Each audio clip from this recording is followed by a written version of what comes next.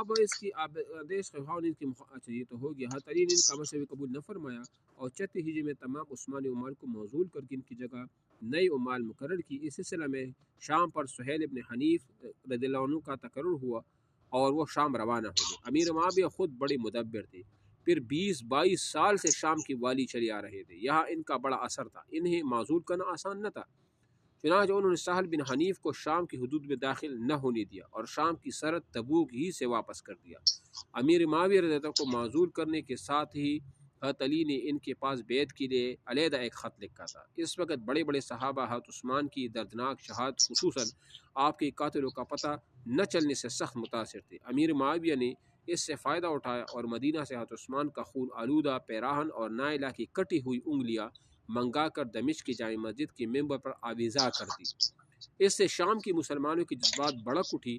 لوگ جوگ در جوگ آتے تھے اور اس منظر کو دیکھ کر زار جو ہے نا وہ روتے تھے. امیر معاویہ نے حضرت علی کی قاصد کو روک لیا تھا. یہ منظر دکھانے کے بعد واپس کیا اور اس کے ہمراہ اپنا قاصد ایک سادہ لفافہ دے کر حضرت علی کے پاس بھیجا.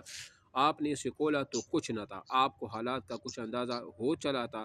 قاصد سے پوچھا شام میں کیا حال ہے؟ اس نے کہا وہاں کے 60,000 شیوخ عثمانی غنی کی پیراہن پر رو رہے ہیں اور قصاص لینے کا عہد کر چکے ہیں. اس وقت حضرت علی کے سامنے حقیقت واضح ہوئی. آپ نے فرمایا الہی میں عثمان کی خون سے بری ہوں. ٹھیک ہے نا. امیر معاویہ کی مقابلے کی تیاریاں.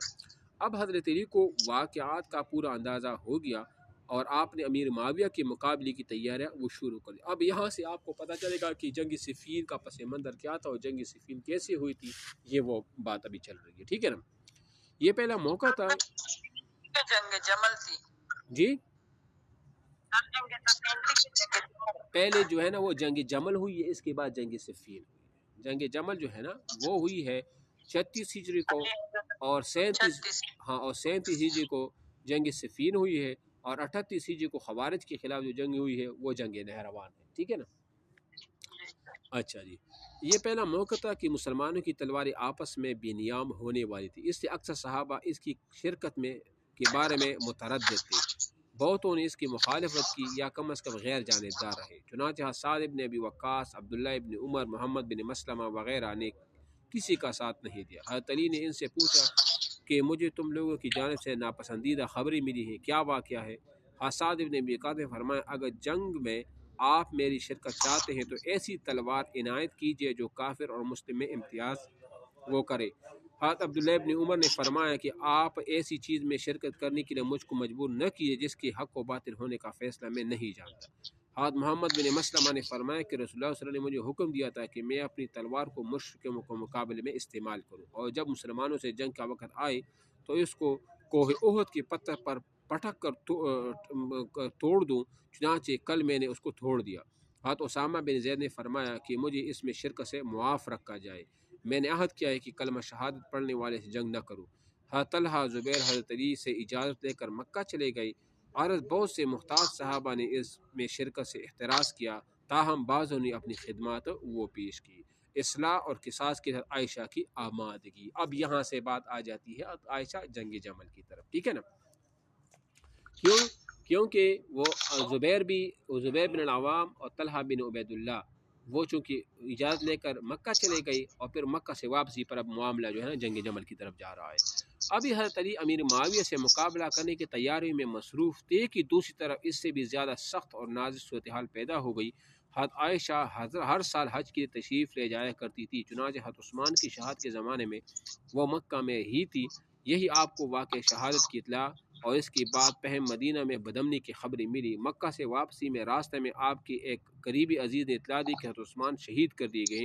حضرت علی کے ہاتھ پر بیعت ہوئی ہے اور وہ مدینہ میں بدمنی بپا ہے. یہ اطلاع پا کر آپ مکہ لوٹ گئی.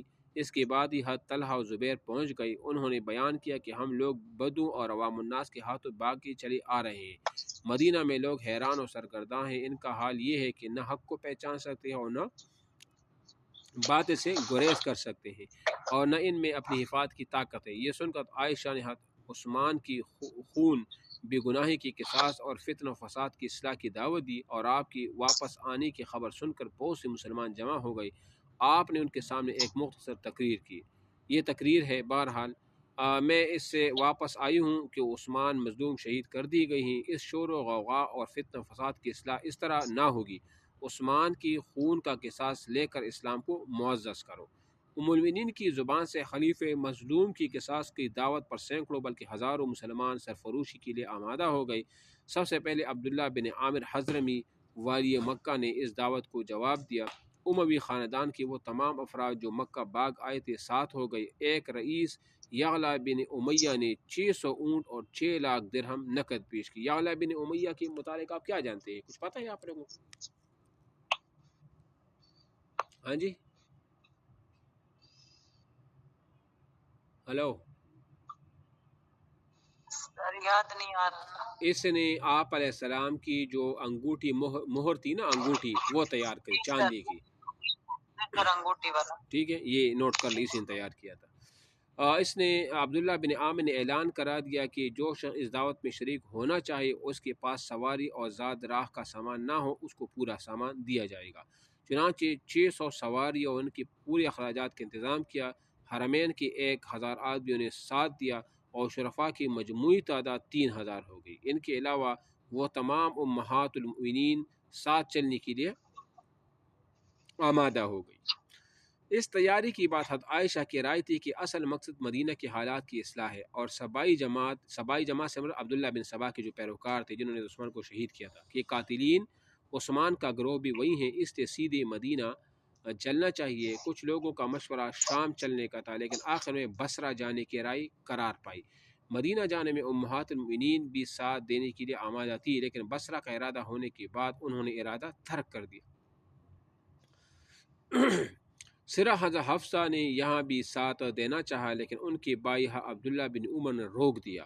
در حقیقت مسلمانوں کے لیے بڑی آزمائش کا وقت تھا۔ یہ پہلا موقع تھا کہ مسلمانوں کی تلواریں مسلمانوں کے مقابلے میں بے نیام ہونے والی تھی، اس لیے محتاط بزرگ اس میں شرکت پسند نہ کرتے تھے۔ چنانچہ عبداللہ بن عمر کو شرکت کی جب دعوت دی گئی تو انہوں نے انکار کیا اور کہا میں اہل مدینہ کے ساتھ ہوں، جو وہ کریں گے ان کی تقلید کروں گا۔ یہ مسئلہ ایسا نازک تھا کہ محتاط لوگ بھی کوئی فیصلہ نہ کر سکتے تھے۔